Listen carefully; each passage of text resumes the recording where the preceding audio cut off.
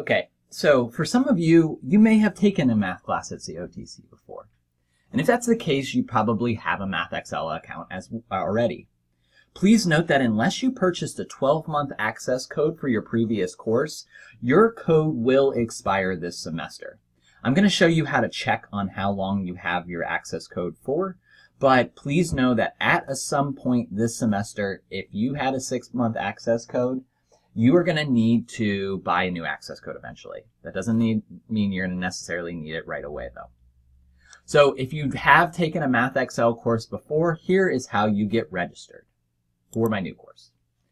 So we're going to sign in. You're going to put in your username and password, and we're going to click sign in.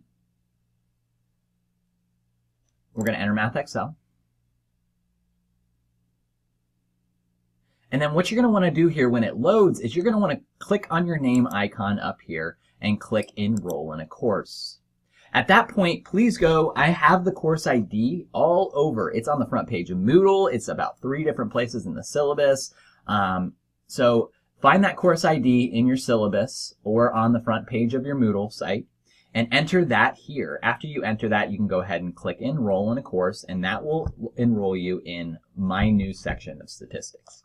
If you click up here and you go to edit account, that's going to show you some information related to how long you have access still. I would double check that to make sure that you're not going to lose access at some point this semester. If that's the case, go ahead and make sure you either keep a hold of that access code that you had, or you can enter a new access code in under the account settings.